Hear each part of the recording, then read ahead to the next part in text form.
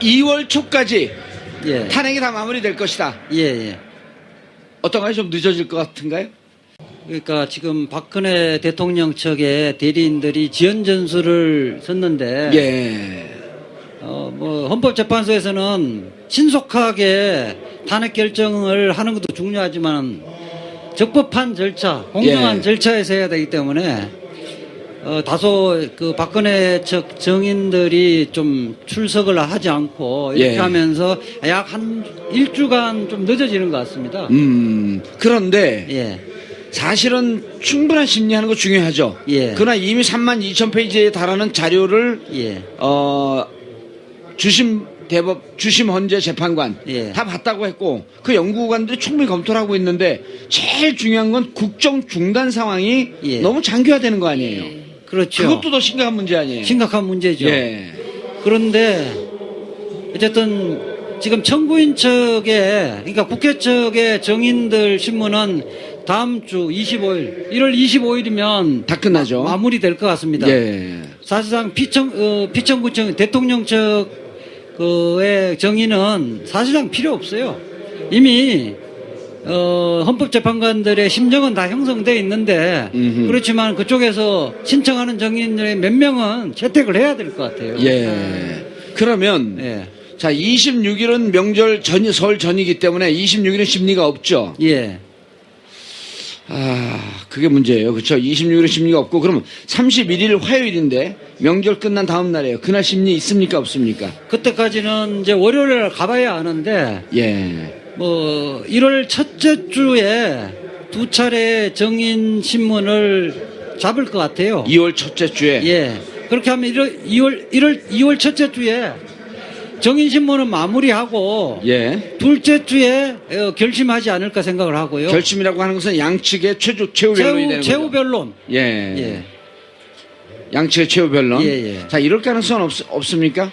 이번 주에 증인 심리를 마치고 그러니까 26일까지죠. 26일 날 명절 전이기 때문에 안 한다라고 대체로 예상하고 있지만 월화 목까지 세 차례 예. 증인 신문을 끝내고 예. 31일 날 결심을 하고 그 다음 주 2월 초에 판결문을 작성하는 이런 가능성은 없나요? 그럴 가능성도 배제할 수가 없죠. 그러니까 이 사실은 지금까지 정인 신문을 한 것은 청구인과 피청구인 쪽에서 공통된 정인들도 많이 했거든요. 예. 그리고 수사 기록도 있고 다른 증거도 있기 때문에 31일 날 변론 종결을 하고 최후 변론을 하고 결심할 가능성도 상당히 남아 있습니다. 예. 알겠습니다. 이제 내용으로 좀 들어가 보시죠. 이재용 부회장 영장 기각에 대해서 예. 탄핵 심판에 영향을 받는 거 아니냐 그랬더니 강일원 주심 재판관이 뭐라 그랬냐면 예. 이 부분에 대해서 제한적 영향 이렇게 많지 표현했어요. 않다. 예. 영향이 제한적 많지 않을 거다. 영향이 예. 많지 않다. 예. 제한적 영향에 불과하다. 이게 무슨 뜻이에요? 지금 박근혜 대통령의 이제 권한을 남용을 했느냐 그렇지 않느냐가 헌법 탄핵 사건에서는 쟁점입니다. 예. 박근혜 대통령이 죄명이 무엇이냐 이것은 쟁점이 아닙니다. 예. 그러니까 지금은 이재용 부회장의 진술에 의하더라도 430억을 대통령이 달라고 했기 때문에 줄 수밖에 없었다. 나는 어쩔 수 없이 줬다. 예. 이렇게 이야기를 하고 있기 때문에 그것이 뇌물수수죄가 성립하지 않더라도 법률상 강요죄가 성립합니다. 그렇죠. 그럼 대통령 권한남용 탄핵 사유 2번. 그래서 예. 권한을 남용해서 그 돈을 사적 이익으로 챙겼단 말이에요. 그 자체가 헌법에서 이야기하는 권한 남용에 해당되기 때문에 그렇죠. 헌법재판소에 탄핵 사유가 되는 것은 분명합니다. 예. 그렇기 때문에 그 형사재판에서 뇌물죄 성립 여부하고 관계없이 네. 탄핵 사유가 분명하기 때문에 이재용의 구속영장이 기각되는 것은 탄핵 사건에 하등의 영향을 안 미칩니다. 예. 그 내용을 무척 지금 그 큰 소리로 얘기를 하셨는데요. 우리가 2부에서 얘기 다 했어요. 질문하니까 대답을 하는 거죠. 아니, 그러니까 확인해 주는 거예요. 왜냐하면 이 법리와 관련된 거는 네. 제가 지금 이재 변호사를 무시하는 게 아니고 예. 법리와 관련된 건 얘기를 해도 네. 어렵기 때문에 잘 모릅니다. 그래서 자꾸 반복해서 얘기해 줘야 돼요. 그러니까 예. 이재용 부회장은 빠져나가기 위해서 나는 강요에 의해서 돈을 줄 수밖에 없었다고 했지만 예. 지금 헌재에서 정리한 5가지 이유들, 예. 탄핵 심판의 이유들, 예. 첫 번째, 두 번째, 세 번째, 네 번째는 헌법 위반, 다섯 번째는 법률 위반인데 두 번째 권한 남용이라고 하는 부분이 삼성이 요 권한 남용 대통령이 했습니다. 예. 그리고 이인원 재판, 누구죠? 이인원 재판. 강일원 재판관. 아니요. 조희연 판사도, 네. 조희연 판사도, 대통령이 권한 남용한 건 맞습니다라고 한 걸 인정한 꼴이 된 거 아니에요. 그러니까 430억을 최순실과 박근혜 대통령에게 줬다는 것은 삼성에서도 다투지 않고 특검에서도 다투지 않는 거예요. 그렇죠. 인정을 한 거죠. 그 부분에서 부정한 청탁이 있었는지 그 대가 관계가 있었는지가 그 형사법정에서는 쟁점이 되는데 예. 그 부분은 이제 공개의 사실이에요. 그렇죠. 예. 공개의 사실이니까 더 이상 심리할 필요가 없는 거예요. 예. 19일날 탄핵 심판 7차 변론에서 예. 주시민 강일원 재판관이 이렇게 얘기를 했어요. 예. 이 사건은 예. 형사 사건을 준용할 뿐이다. 예. 헌법 정신에 맞지 않고 대통령에 대한 예우도 아니라고 생각한다. 예. 이걸 형사재판처럼 생각하는 것은 예. 이 재판은 대통령의 국정 운영이 헌법과 법률에 위반됐는지를 다툴 뿐이다. 예. 대통령의 범죄 행위를 심판하는 게 아니다. 네. 예. 그러니까 이재용 기각한 거에 대해서 자꾸 우리가 영향받는다라고 하는데 전문용어로 이런 거 얘기하지 마라. 우리 별로 신경 안 쓴다. 예. 이렇게 얘기한 거 아닌가요? 사실은 예. 강일원 재판관의 그 말씀은 이미 결론이 났다는 이야기예요. 예. 그러니까 무슨 이야기냐면 지금은 박근혜 대통령의 행위가 형법상 무슨 죄에 해당되는가는 우리는 관심이 없다. 지금 박근혜 대통령이 우리 헌법 위반을 했는지 국민주권주의를 위반했는지 법치주의를 위반했는지 그 부분에 대해서 판단을 하고 결론적으로 더 이상 대통령직을 유지할 수 있는지 없는지를 우리가 판단할 뿐이다. 그것이 죄가 되는지 그렇지 않는지 그거 자꾸 이야기하지 말라. 우리는 관심 없는데 왜 엉뚱한 소리 하느냐 이런 이야기예요. 예. 그러니까 삼성과의 문제는 뇌물죄냐 아니냐 이런 죄목을 묻는 거기 때문에 탄핵과는 별개니까 걱정하지 마십시오. 이렇게 정리를 해도 될 것 같고요. 그렇죠. 본격적으로 탄핵 심판 이야기를 해보겠습니다. 벌써 7차 변론까지 진행이 됐어요. 네. 가장 우리가 지금 중심에 서 있는 최순실 씨의 태도를 보면 예. 처음에 다들 기억하시죠? 우리나라에 처음 입국했을 때 뭐 죽을 죄를 졌습니다 이러면서 막 신발 한 짝까지 흘리고 가시던 그 분이 그 분이라고 일단 하겠습니다. 그 분이 갑자기 들어와서는 모르쇠로 일관하고 심지어 법정에서 막 큰 소리로 그건 아니다 이렇게 외치기도 하고 나는 뭐 강제적으로 지금 위협을 느끼고 있다 막 이런 소리까지 해가면서 태도를 확 바꿨단 말이에요. 네. 이 부분도 이제 와서는 자기가 이것저것 따져서 좀 자신을 위한 일종의 전략이라고 봐야 될까지 이 부분 때문에 계속 지금 탄핵 심판이 일주일에 2번 열리던 게 3번도 열리고 최순실 씨 때문에 지금 이러고 있는 것 아니겠습니까? 그러니까 제가 이제 최순실 변호인이면 예. 그렇게 변론은 안 할 겁니다. 최순실 옆에는 이제 박근혜 대통령밖에 없고요. 다른 사람 다 떠났습니다. 예. 그리고 박근혜 대통령 옆에는 최순실만 남아 있고 그 비서진들이나 그 장관들이나 수석들도 다 떠났습니다. 그렇죠. 그러니까 두 사람은 판사나 헌법재판관들에게 공허한 주장만 하고 있는 거거든요. 스스로의 양령을 높이고 있는 거예요. 징역 20년을 선고할 것을 나는 무기징역을 선고해달라고 주장하는 거에 불과하다는 거예요. 예. 자, 탄핵 사건에서 실질적으로 국정농단을 했다. 즉, 국민주권주의를 위반했고 법치주의를 위반했다는 것이 핵심인데요. 예. 그 안종범, 그다음 정호성이 진술 다 했습니다. 예. 안종범은 뭐예요? 박근혜 대통령 이야기하는 건 내 노트에 다 들어가 있습니다. 이 이야기를 한 거예요. 예. 정호성은 뭐예요? 두 사람 최순실과의 통화 내용, 박근혜 대통령 통화 내용을 녹취 파일 남겨놨잖아요. 그 한마디로 이야기하면 뭐예요? 최 선생님이 컨펌 받으시라는 거 아니에요. 대통령은 박근혜가 아니라 최순실이라는 걸 증명해주고 있는 거예요. 더 이상 헌법재판소에서는 심리할 것이 없어요. 아하. 그렇죠. 특히 정호성 비서관과 예. 최순실 두 분, 최순실 씨가 2년간 주고받은 문자와 전화 통화를 보게 되면 900통 1100회. 그럼 뭐가 그렇게 할 얘기가 많았을까요?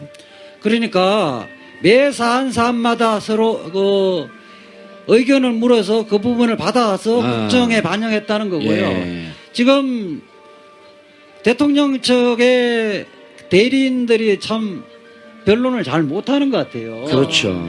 사실은 태블릿 PC 위법 수집 증거다 이래갖고 증거를 채택해서는 안 된다. 안종범 수첩을 증거로 채택해서는 안 된다. 최순실 그 피의자 신문을 할 때 변호사가 입회를 해서 이의 제기했는데 받아들이지 않아서 채택해서는 안 된다 이렇게 주장하거든요. 예, 강수사했다. 예, 강일원 재판관이 그래? 그 채택하지 않습니다. 이렇게 이야기했단 말이에요. 예. 그 이야기는 뭐냐? 자, 너희들 이야기 들어줄 테니까 그 외에 탄핵 사유를 입증할 증거는 차고도 넘친다. 예. 우리의 편의를 도와줘서 고맙다는 취지예요. 그게 뭐냐면 최순실은 다 말하자면 부인하는 진술 아니에요. 예. 그거는 오히려 증거로 채택되어지면 박근혜 대통령이 유리한 증거예요. 그렇죠. 그렇죠. 채택 안 되지면 박근혜 대통령 오히려 불리한 거예요. 태블릿 PC 뭐 증거 능력 문제를 갖고 위법 수집 증거라고 주장했는데 정호성이 공무상 비밀 누설죄로 기소된 게 46개의 문건인데 태블릿 PC에서 나온 거는 3건밖에 없습니다. 46건이나 43건이나 아무 상관이 없어요. 도찐개찐이다. 예. 예. 그러니까 아무런 실익 없는 변론만 하고 있는 거예요. 그런데 예. 최순실 씨가 이제 언성을 높이면서 가장 예. 강력하게 부인한 혐의는 이권 개입 여부예요. 저는 예. 이걸 왜 이렇게 부인하나 이것까지도 좀 의아스럽거든요. 예. 자신의 재판과 관련이 있다고 봤을 텐데 예. 그다음 고영태가 WK 주체이다. 맞아요. 예. 다 고영태가 한 고영태가 거다. 꾸민 짓이다. 예. 예. 그리고 태블릿 PC 진위 여부에 대해서 최순실은 모른다. 예. 그래서 다 고영태한테 떠넘겼단 말이에요. 이게 뭔 시츄에이션이에요 이게? 그러니까 뭐 저로서는 변호인이 왜 그렇게 코치를 했는지 이해를 할 수가 없는데 예. 아니 본인이 그렇게 주장한다고 사실관계가 변하는 게 아니에요. 그 지금 미러재단이라는 K스포츠재단의 관련자들이 모두가 예. 실질적 주인은 최순실이라고 이야기하는데 혼자서 아니라고 이야기한다고 사실관계가 달라지지 않아요.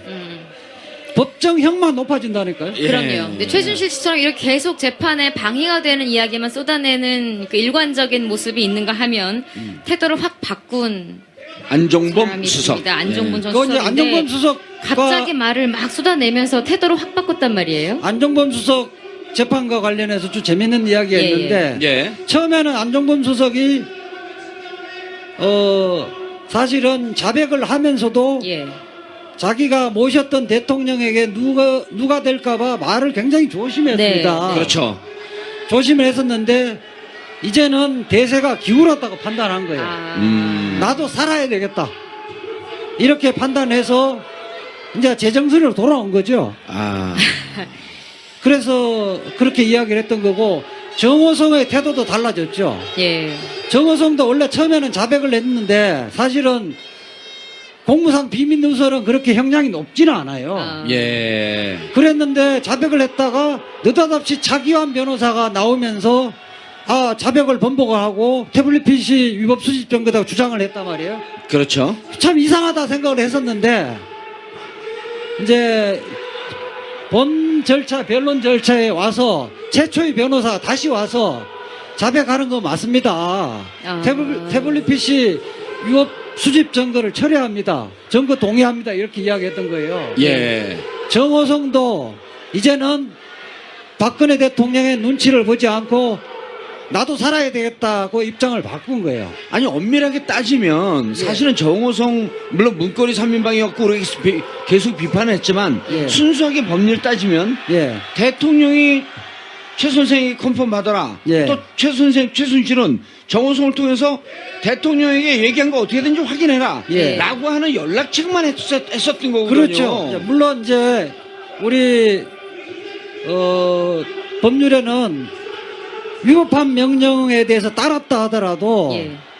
그 면책되지는 않아요. 그렇죠. 단지 형량을 정할 때 참작을 할 뿐이죠. 예, 조금 감면해준다든지. 예, 그래서 뭐 뻔한 건데도 불구하고 대통령을 의식을 해서 계속 그 법정에서 자기가 거짓말을 하고 자백을 하지 않으면 사실은 형량이 높아지는 거죠. 예. 그럼 안종범 전 수석이 결국은 최근에 갑자기 이 모든 게 사실상 박 대통령이 전방위적으로 개입되어 있다라는 증언을 쏟아낸 데는 이제는 이게 더 그러니까 더 이상 내가 이렇게 고집을 피우는 게 유리하지 않겠구나라는 이제 판단을 했다라는 말씀이신데 예, 또 한간에는 안종범 전 수석이 현재 전립선암 투병 중이다라는 기사가 나왔거든요. 네. 이런 솔직히 암이라는 게 건강상의 이유도 사실 마음을 바꾸는데 어느 정도 영향을 미치지 않았겠느냐 이런 분석들도 나오던데. 그런 예. 측면도 있겠죠. 그런 측면도 있는데 저는 이제 이 박근혜 대통령과 청와대 비서진들과는 이게 이념 공동체가 아니고 이익 공동체예요. 예. 이익 공동체인데 실제 보니까 이익을 챙긴 것은 최순실과 박근혜 대통령이고 나머지는 이익 챙긴 게 없거든요. 그렇죠. 그리고 이 퇴임 후에도 챙긴 떡고물을 나눠줄 것 같지 않으니까, 나눠줄 것 같지 않으니까, 예. 이제 내 살 길을 찾아야 되겠다, 이렇게 생각을 한 거죠. 그러니까요. 우리 이자 변호사님도 잘 나갈 때 저 안 챙겨줬잖아요. 제가 잘 나간 적 없습니다. 그래요? 저는 나눠줄 떡고물이 항상 없었습니다.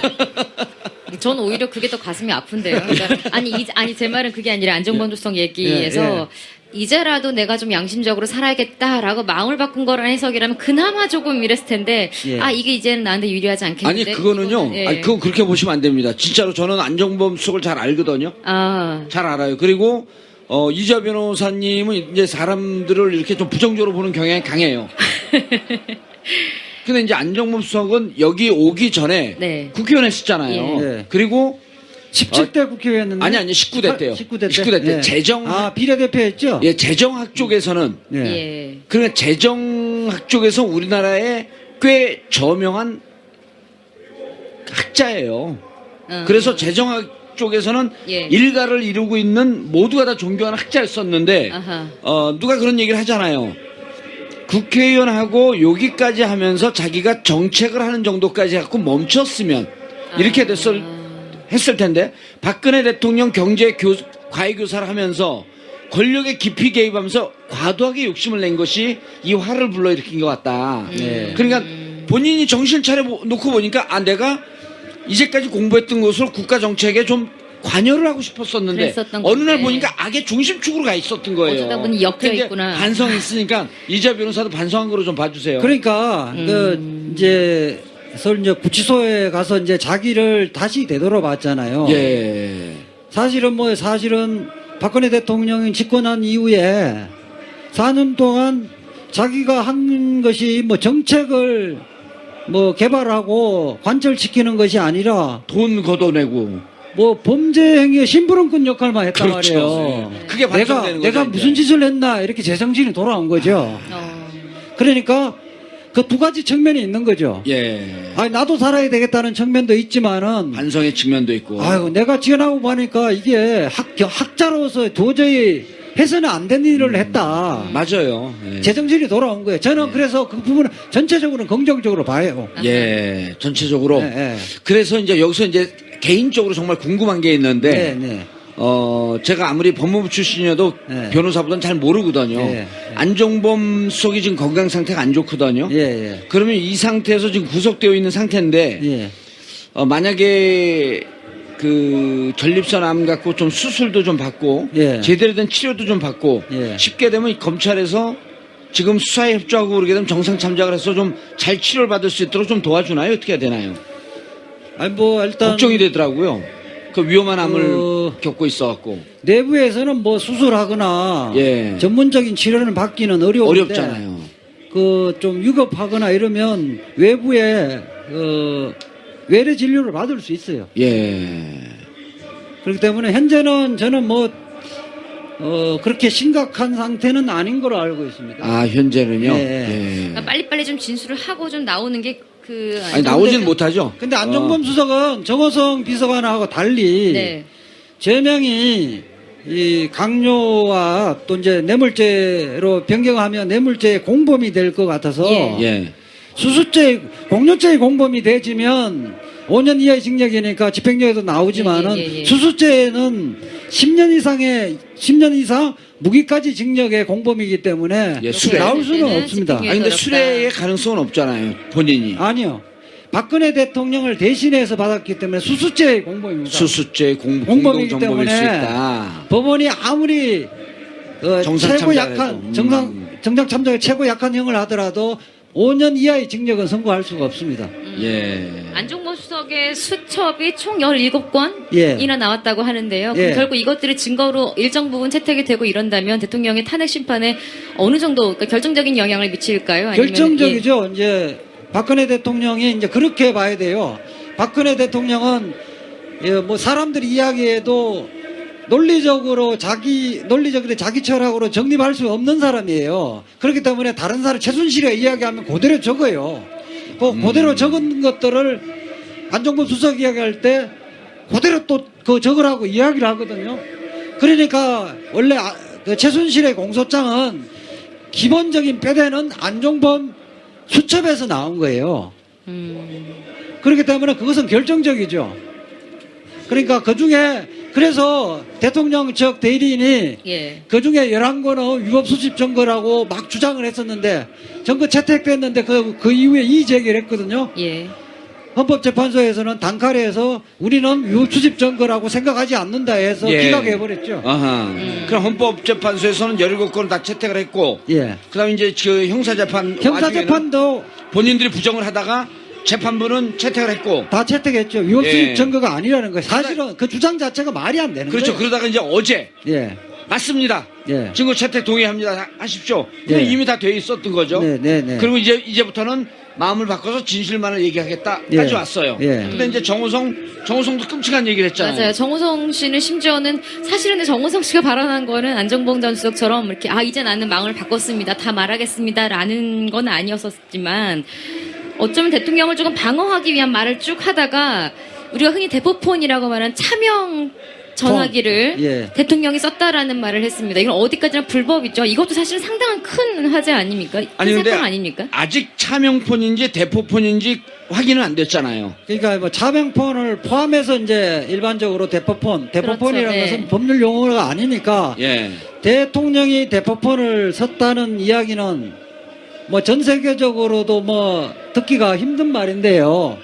그만큼 국정을 공식 채널을 통해서 국정 운영을 안 했다는 걸 드러냈다는 거지. 네. 그 자체가 범죄는 아니에요. 음. 범죄라 해봐 가벼운 거니까 예. 그 자체가 탄핵 사유는 해당되지 않는데 기본적으로 청와대 수석들과 장관들과 국정을 논하는 것이 아니라 은밀하게 이렇게 말하자면 비선을 통해서 비밀적으로 국정을 운영했다는 걸 드러내주는 거죠. 예. 네네. 그것이 한마디가 헌법재판관의 상징적 의미로 전달될 겁니다. 아하. 그렇죠. 그 의미가 있는 거고요. 정호성의 그 정언 중에 저는 귀담아 들었던 게 그날 예. 세월호 당일날 박근혜 대통령이 관저에서 뭘 했는지 모른다는 거잖아요. 그렇죠. 그것은 문고리 3억만도 모르면 예. 청와대에서 아무도 몰랐다 예. 하는 것을 증명해 주기 때문에 학생들이 죽어가는데 대통령은 뭘 했는지 측근들도 모르고 있었다면 진짜 국민들이 알아서는 안 되는 부끄러운 일을 하고 있었다는 걸 드러내 주는 거예요. 예. 아니 이 변호사님 그거 예. 무척 위험한 발언이신데요. 예. 우리 방송 계속해야 되거든요. 예. 뭐 잠깐. 전혀 위험한 발언은 아닌데요. 아니 혼자 가면 되는데 같이 가잖아요. 좀 같이 손잡고 가시죠. 흥분하지 마시고요. 아니 근데 이게 무척 중요한 지적이에요. 예. 정호성 뭘 한지 몰랐다라고 하는 것은 예. 두 가지 의미가 있잖아요. 네. 뭘 했는데 감추기 위해서 얘기를 안 하는 경우가 있고 네. 또 하나는 오후에는 관저에 있었던 건 확인이 돼요. 네. 오후에는 네. 오전에 관저에 없었던 것은 아닐까? 라는 의혹도 가질 수가 있는 거 아니에요. 그래서 저는 태도를 보니까 예. 정호성의 입으로 차마 말을 못하겠다. 아하. 그 이야기를 느낌으로 와닿았어요. 예. 그리고 이제 2시에는 오보라는 걸 확인했다. 그렇죠. 예. 세상에 사실은 YTN 오보가 4분 후에 청와대에서 다 알고 있었어요. 예, 그것이 예. 전원 구조가 5분이라는 거 11시 몇 분대에 그랬대요. 11시 오전에 3분에 금방 11시 나왔어요. 3분에 네. 전원 구조. 네. 그다음에 11시 7분에 그렇죠.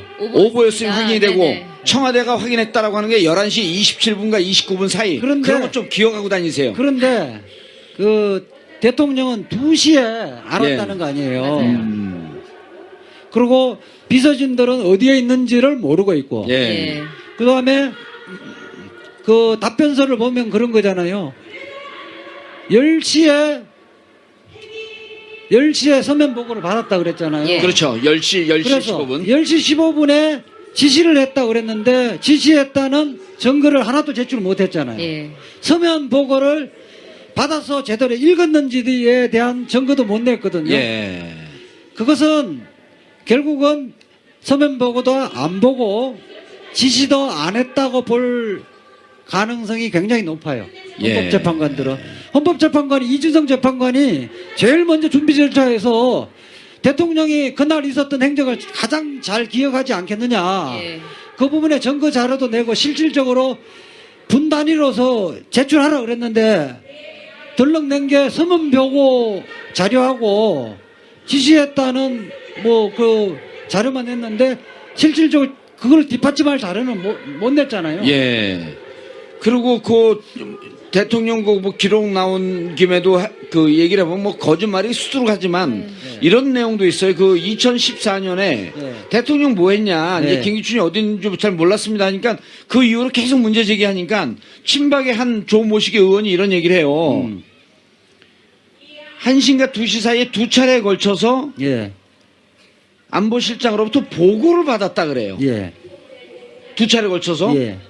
김장수 안보실장으로부터 보고를 받았다. 근데 이번에 보고서 자기들 나온 그 기록 보니까 보고를 받았다라고 하는 시간에 이번에는 같은 시간 두 타임에 중복되는 게 뭐 있죠? 지시를 했습니다. 그러니까 지시를. 그러니까. 그땐 보고를 받았다 그랬다 지금은 지시를 했다 그래요. 그걸 다 새빨간 거짓말인 거지 이게. 그러니까 그 부분은 뭐 자기들이 주장을 하는 대로 헌법재판관들은 받아들이지 않고요. 예. 그 물증을 제시해야 아마 믿을 텐데 적어도 보고를 받았으면 네.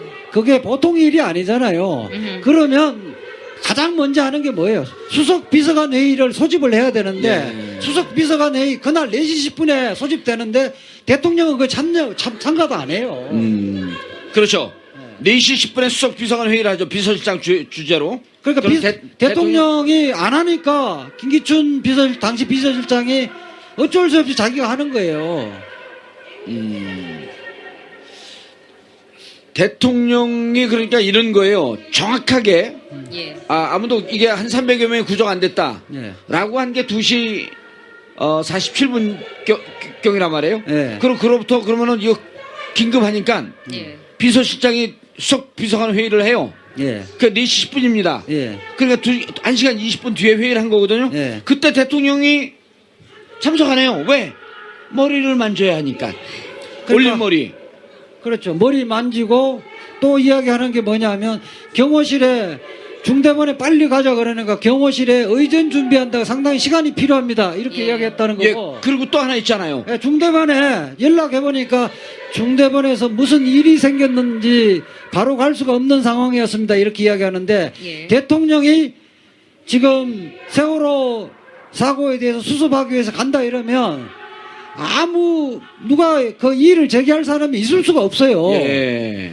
헝클어진 머리대로 달려가야죠. 벗은 발로 해서 달려가서 한 명이라도 구조를 해야죠. 그렇죠. 그것이 그렇죠. 대한민국의 예. 대통령이지 자기 의전에만 신경 쓰고 외모 내는 데만 신경 썼다는 예. 게 그게 대통령의 기본적인 자격이 없는 거죠. 헝클어진 머리로 갔으면 그거야말로 정말 아름답게 보이지 않았을까 싶기도 해요. 아, 그럼요. 그 헝클어진 사고 머리야말로 하는데 뭐가 아름답습니까? 예쁘게 올린 머리보다 대통령으로서요. 예. 탄핵 심판 이야기 지금 나누고 있는데요. 이 이야기 또 해보겠습니다. 예. 지금 어쨌거나 탄핵 심판에 관한 이런 것들이 이제 빨리빨리 진행이 되고 있고 이러다 보니까 대통령도 내가 이제는 어떻게 대응을 해야 되나? 이제 또 계산이 빨라질 거예요. 그래서 아마도 탄핵 심판에 대통령이 직접 출석하는 것보다는 설 연휴 전후나 뭐 그 즈음에 기자간담회를 가져서 또 본인의 입장 이렇게 발표할 것이다. 이런 이야기까지 이제 언론에 이렇게 나오고 있었는데요. 네. 그게 이제는 조금 더 미뤄질 거다. 이런 이야기도 슬슬 들립니다. 이렇게 직접 해명을 준비했다가 미루고 있는 대통령의 속내는 뭐라고 보십니까? 1월 1일 날 사실은 기습 간담회를 한 했죠. 게 네네. 사실은 아무런 도움이 안 됐습니다. 그렇죠. 그거 기자간담회의 자료를 청구인 측에 국회 쪽에서 증거 자료를 헌법재판소에 제출했단 말이에요. 예. 그 이야기는 그 자체에서 대통령이 무슨 자리인지도 모르고 있다는 증거가 됐던 거고요. 또 하나는 내가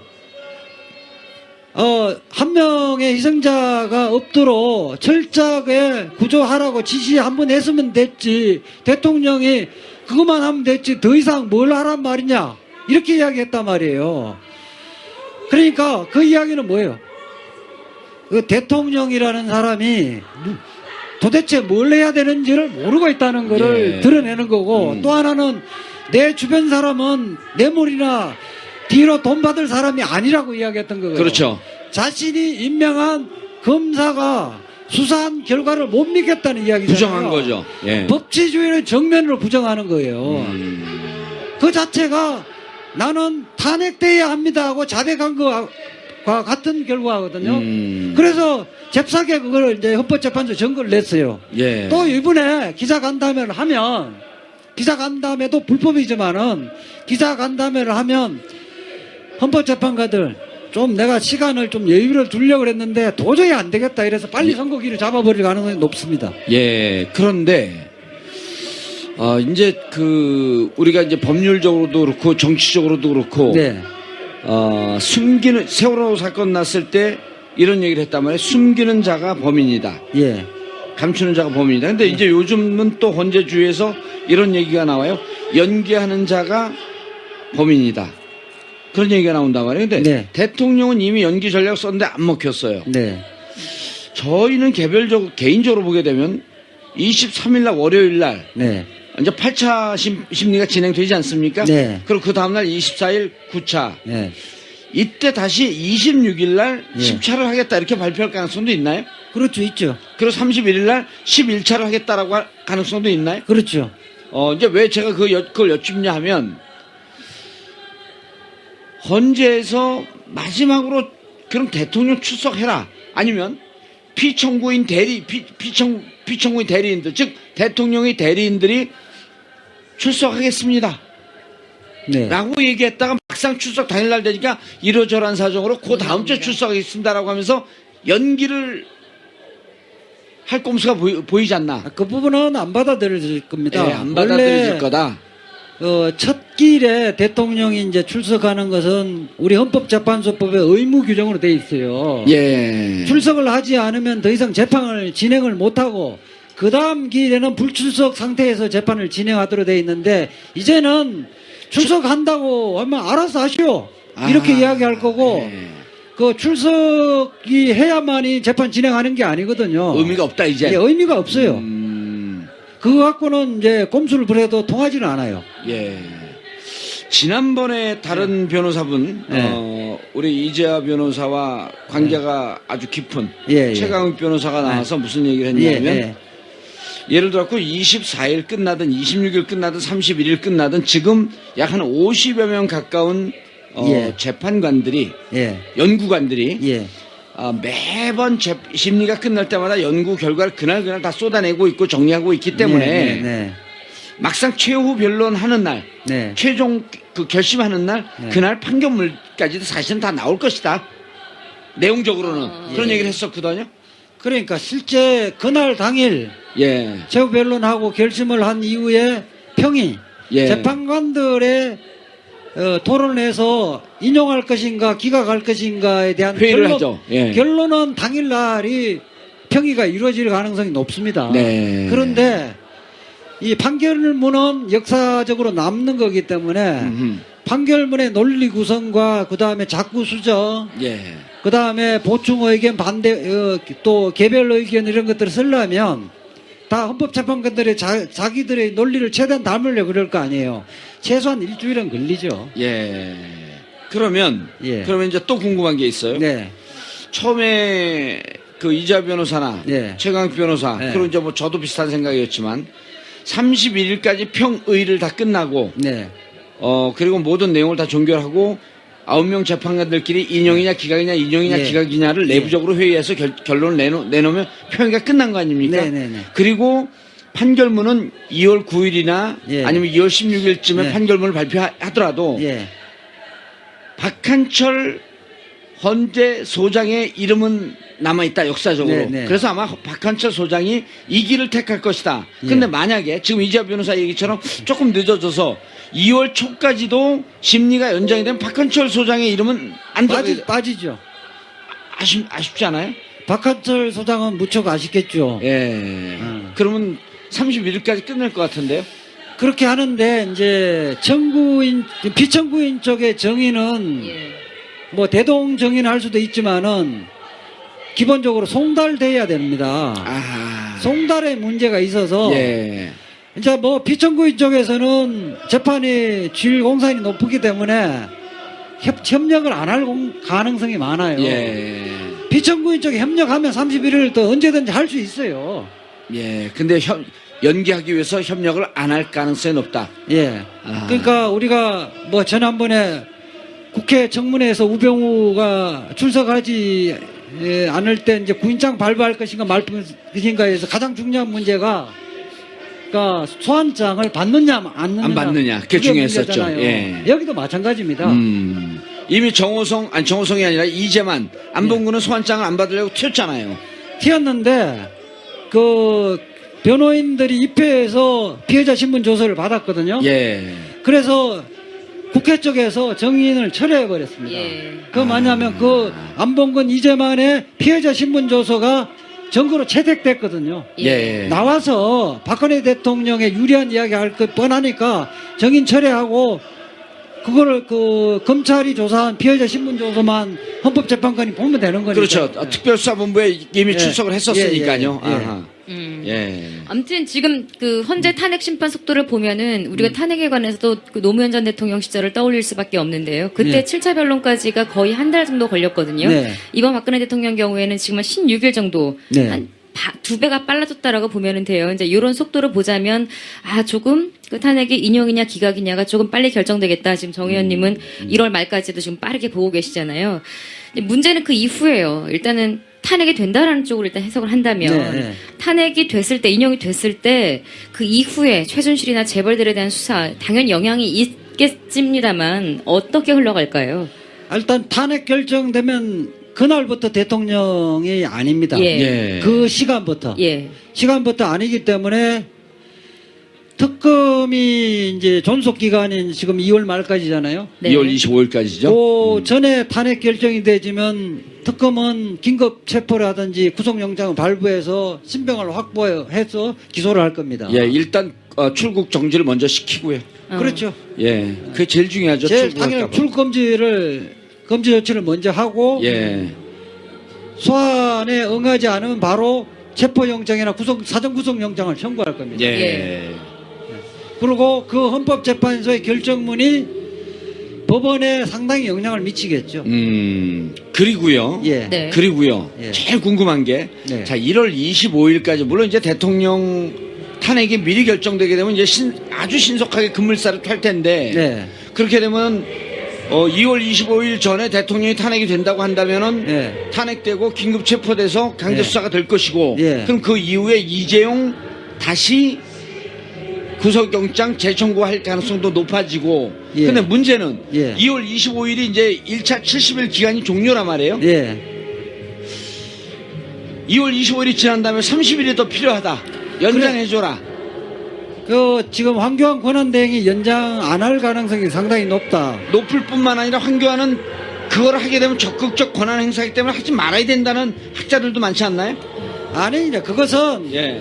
법률에 근거해서 보통 이제 정상적인 대통령이 있을 때는 요청을 하면 그거를 거부를 할 수가 없는 거예요. 예. 적극적 행위는 아닌데 황교안 대통령이 어쨌든 박근혜 대통령이 임명했던 국무총리니까 그것이 결국 박근혜 대통령에 안 좋은 영향을 미치잖아요. 예. 그렇기 때문에 무척 고심할 텐데 그래서 황교안 권한대행의 그런 선택보다는 지금 야당이 다수당이고 바른정당까지 하면 과반수가 이거 3분의 2 이상이 넘어가죠. 과반수가 예, 넘잖아요. 넘어가죠. 예. 그렇기 때문에 지금 구정세고 특검을 연장하는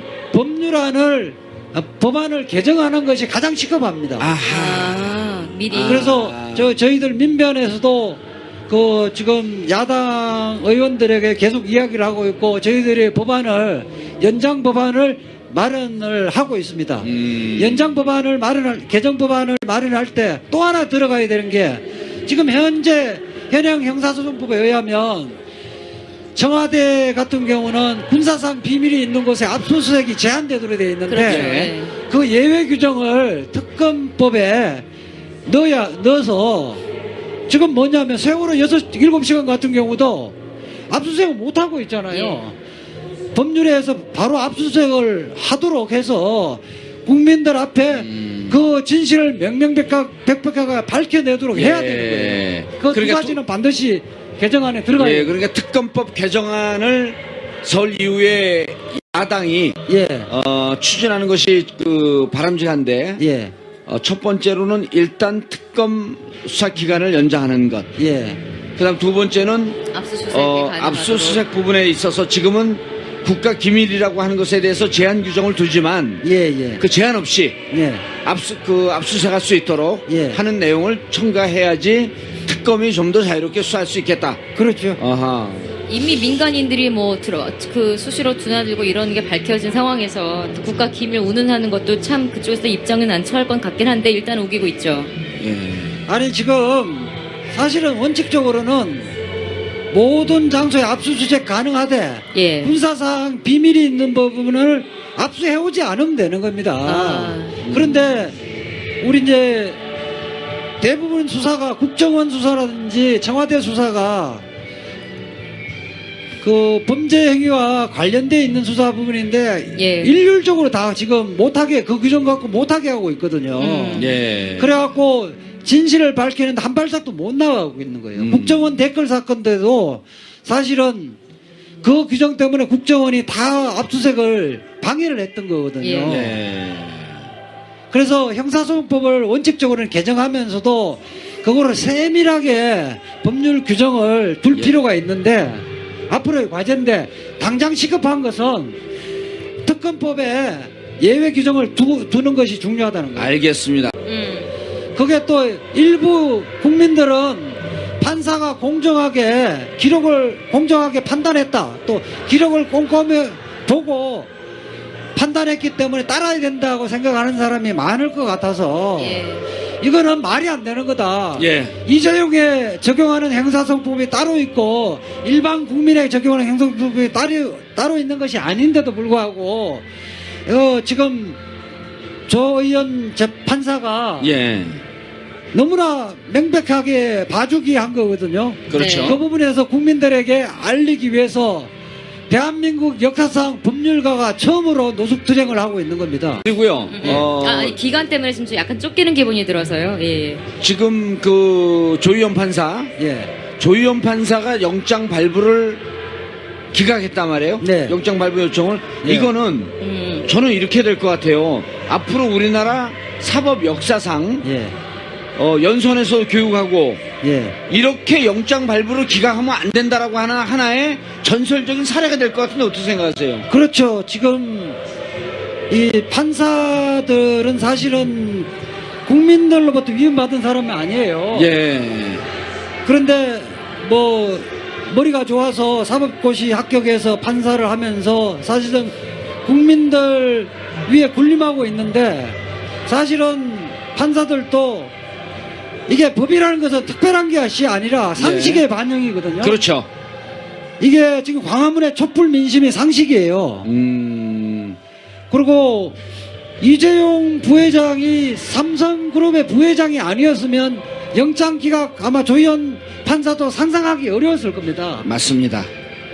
자, 다른 걸 다 떠나서 대통령의 강요해서 96억을 줬다 하더라도 자기 돈을 줘야 되거든요. 회사 돈 준 거 아니에요? 삼성전자 돈을 갖다 줬어요. 예. 그 자체만 해도 명백하게 횡령을 자백하고 있는 건데 우리 횡령의 구속 기준은 1억입니다. 아하. 1억이고요. 그리고 96억이면 법정형이 실제 선고형이 7년에서 10년형입니다. 예. 그 부분 하나만 하더라도 이거는 뭐 기가 간다는 건 상상하기 어려운 거예요. 네. 잠깐 짚고 넘어가면 예. 삼성전자 돈을 뺐다고 한다면 엄밀하게 디테일하게 따져볼 수는 없지만 예. 실질적으로 이재용 부회장이 예. 삼성전자를 지배할 수 있는 지분은 약 한 4% 정도밖에 안 되거든요. 예. 그럼 나머지 96%는 결국 누구 돈이냐면은 예. 삼성이 보통 이재용 것이라고 생각을 하는데 네.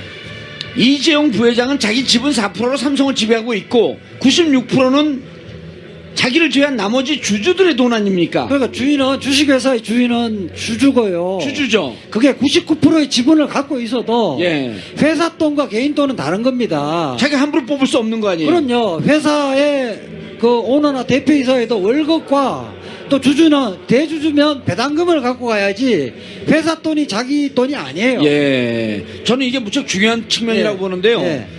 96억인데 한 100억 정도라고 생각하십시오. 여러분들이 갖고 있는 자기 돈이 아닌 주주의 돈을 96억을 훔쳐다가 최순실한테 준 겁니다. 횡령이라고 하는 것이 말이 횡령이라고 어렵게 한 거죠? 절도 아닙니까?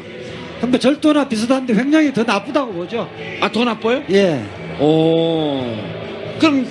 그래서 이 부분에 대해서는 어쨌든 조희연 판사가 아무런 영장 기각 발부 등등에 대해서 판단을 안 해버린 거예요. 그렇죠. 알겠습니다. 다시 재청구하면 발부될 가능성이 있나요? 이제 재청구를 하더라도 법원에서 한번 판단을 했던 거기 때문에 예. 뭐 하여튼 뇌물 수수자에 대해서 조사도 안 하고 영장 청구하는 것은 이르다는 뉘앙스를 풍겼는데 박근혜 대통령 조사를 하고 관련자들을 보강 수사를 해서 청구를 하면 이제는 기각하기는 어려울 겁니다. 예, 알겠습니다. 문을 잡을 것 같아요. 2월 첫째 주에. 예. 그렇게 하면 2월 첫째 주에 정인신문은 마무리하고 예. 둘째 주에 결심하지 않을까 생각을 하고요. 결심이라고 하는 것은 양측의 최후 변론이 되는 거죠. 최후 변론. 예. 예. 양측의 최후 변론. 예, 예. 자, 이럴 가능성은 없습니까? 이번 주에 증인 심리를 마치고 그러니까 26일까지죠.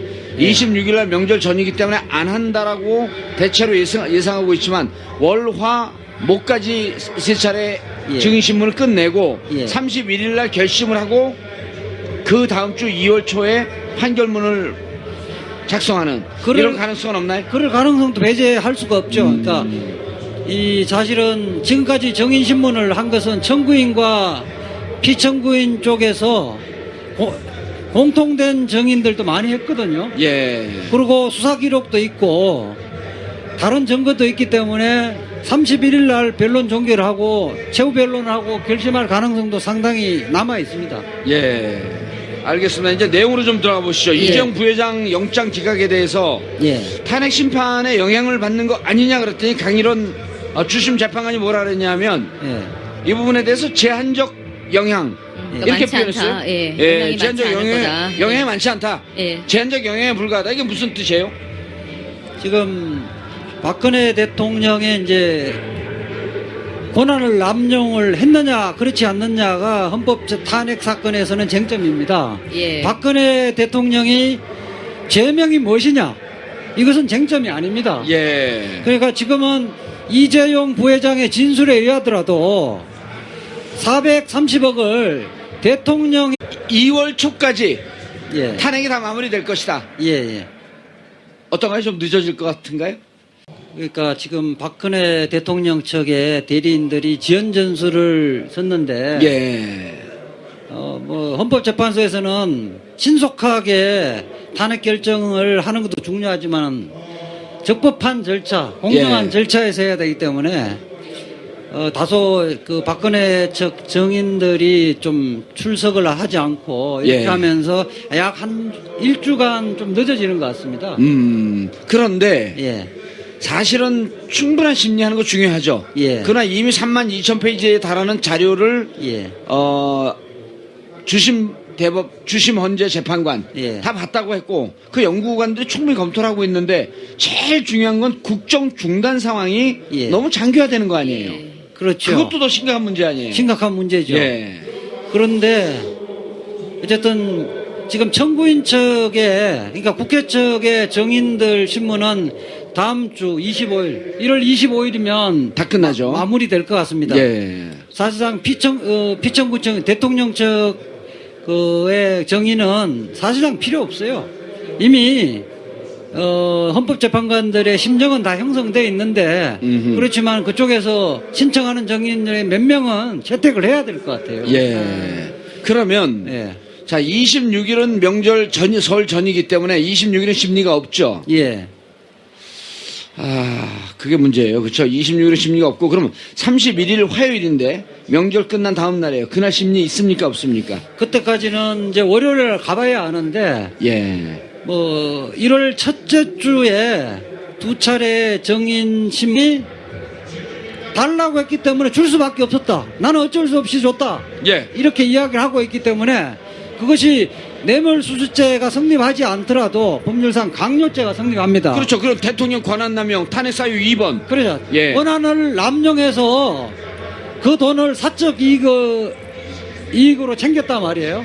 그 자체가 헌법에서 이야기하는 권한 남용에 해당되기 때문에 그렇죠. 헌법재판소에 탄핵 사유가 되는 것은 분명합니다. 예. 그렇기 때문에 그 형사재판에서 뇌물죄 성립 여부하고 관계없이 네. 탄핵 사유가 분명하기 때문에 이재용의 구속영장이 기각되는 것은 탄핵 사건에 하등의 영향을 안 미칩니다. 예. 그 내용을 무척 지금 그 큰 소리로 얘기를 하셨는데요. 우리가 2부에서 얘기 다 했어요. 질문하니까 대답을 하는 거죠. 아니, 그러니까 확인해 주는 거예요. 왜냐하면 이 법리와 관련된 거는 네. 제가 지금 이재 변호사를 무시하는 게 아니고 예. 법리와 관련된 건 얘기를 해도 네. 어렵기 때문에 잘 모릅니다. 그래서 자꾸 반복해서 얘기해 줘야 돼요. 그러니까 예. 이재용 부회장은 빠져나가기 위해서 나는 강요에 의해서 돈을 줄 수밖에 없었다고 했지만 예. 지금 헌재에서 정리한 5가지 이유들, 예. 탄핵 심판의 이유들, 예. 첫 번째, 두 번째, 세 번째, 네 번째는 헌법 위반, 다섯 번째는 법률 위반인데 두 번째 권한 남용이라고 하는 부분이 삼성이 요 권한 남용 대통령이 했습니다. 예. 그리고 이인원 재판, 누구죠? 이인원 재판 강일원 재판관. 아니요. 조희연 판사도 예. 조희연 판사도 대통령이 권한 남용한 건 맞습니다라고 한 걸 인정한 꼴이 된 거 아니에요. 그러니까 430억을 최순실과 박근혜 대통령에게 줬다는 것은 삼성에서도 다투지 않고 특검에서도 다투지 않는 거예요. 그렇죠. 인정을 한 거죠. 그 부분에서 부정한 청탁이 있었는지 그 대가 관계가 있었는지가 그 형사법정에서는 쟁점이 되는데 예. 그 부분은 이제 공개의 사실이에요. 그렇죠. 예. 공개의 사실이니까 더 이상 심리할 필요가 없는 거예요. 예. 19일날 탄핵 심판 7차 변론에서 예. 주심의 강일원 재판관이 이렇게 얘기를 했어요. 예. 이 사건은 예. 형사 사건을 준용할 뿐이다. 예. 헌법 정신에 맞지 않고 대통령에 대한 예우도 아니라고 생각한다. 예. 이걸 형사재판처럼 생각하는 것은 예. 이 재판은 대통령의 국정 운영이 헌법과 법률에 위반됐는지를 다툴 뿐이다. 예. 대통령의 범죄 행위를 심판하는 게 아니다. 네. 예. 그러니까 이재용 기각한 거에 대해서 자꾸 우리가 영향받는다라고 하는데 전문용어로 이런 거 얘기하지 마라. 우리 별로 신경 안 쓴다. 예. 이렇게 얘기한 거 아닌가요? 그 사실은 예. 강일원 재판관의 그 말씀은 이미 결론이 났다는 이야기예요. 예.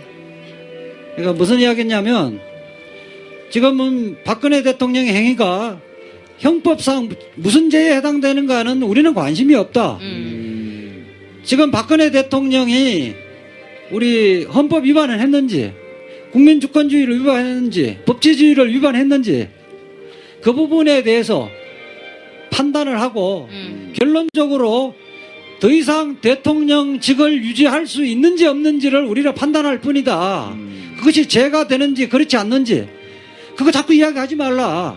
우리는 관심 없는데 왜 엉뚱한 소리 하느냐 이런 이야기예요. 예, 예. 그러니까 삼성과의 문제는 뇌물죄냐 아니냐 이런 죄목을 묻는 거기 때문에 탄핵과는 별개니까 걱정하지 마십시오. 이렇게 정리를 해도 될 것 같고요. 그렇죠, 그렇죠. 본격적으로 탄핵 심판 이야기를 해보겠습니다.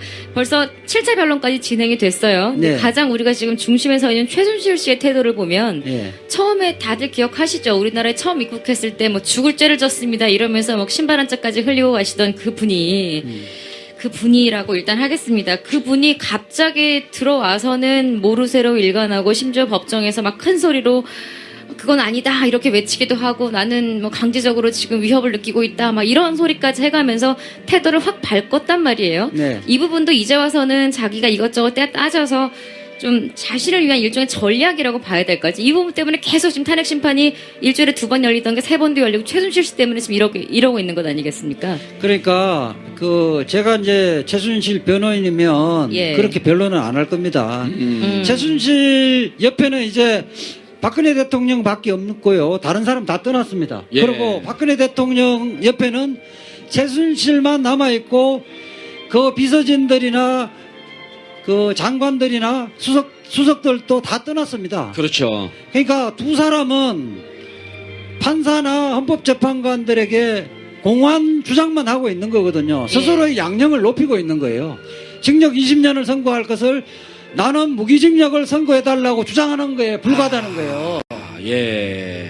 자, 탄핵 사건에서 실질적으로 국정농단을 했다. 즉, 국민주권주의를 위반했고 헌법치주의를 위반했다는 것이 핵심인데요. 예. 그 안종범, 그다음 정호성이 진술 다 했습니다. 예. 안종범은 뭐예요?